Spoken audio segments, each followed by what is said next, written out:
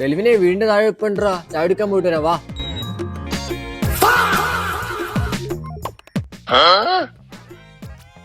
ഇവ എന്തിനാണ് ചായക്കടയിൽ പോയി ഇങ്ങനത്തെ കോസ്റ്റ്യൂം ഇട്ട് വന്നേക്കുന്നേ? എടാ എങ്ങനെ വാ പോയാലോ? ആ വാ കേറ്. നമ്മളെ അബിയില്ലേ, അവന് ആക്സിഡന്റ് ആടാ, പെട്ടെന്ന് കല്ലിൽ ഹോസ്പിറ്റലിലോട്ട് വാ. എടാ എല്ലാം ഓക്കെ അല്ലേ?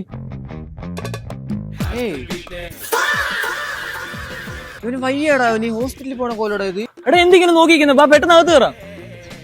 എല്ലാരും വന്നില്ലേ, കളിച്ചിട്ട് സെറ്റ് അല്ലേ? ഡെലിവറി വന്നിട്ടില്ല, അവന് വെയിറ്റ് ചെയ്യാ. അവനെ കരടാ വിളിക്കുന്ന, ഞാനാ വിളിച്ച, അതിനിപ്പോ എന്താ? നിങ്ങൾക്ക് പറഞ്ഞാൽ മനസ്സിലാവത്തില്ല, അവൻ വരട്ടെ, അപ്പൊ നിങ്ങൾ കണ്ടോ. ഹായ്ടാ. എടാ ഇവൻ കളിക്കാൻ ഈ സെയിം കോസ്റ്റ്യൂം കിട്ടണോ വന്നേക്കുന്നത്? എടാ എങ്ങനെ അപ്പൊ ടീം ഇടുവല്ലേ?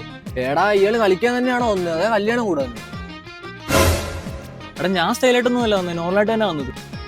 പിന്നെ ഞാൻ പറയുന്ന കടയിൽ തുണി എടുത്തിട്ടുണ്ടെങ്കിൽ ചിലപ്പോൾ നിങ്ങൾ സ്റ്റൈലായിട്ട് തന്നെ കാണാനുണ്ടാവും. അങ്ങനെ എന്റെ ഫ്രണ്ട്സിനും ഒരു സ്റ്റൈൽ അപ്ഗ്രേഡ് വേണം തോന്നി ഞാൻ നേരെ വിട്ടത് ദ ബെയർ ഹൗസിലേക്ക്.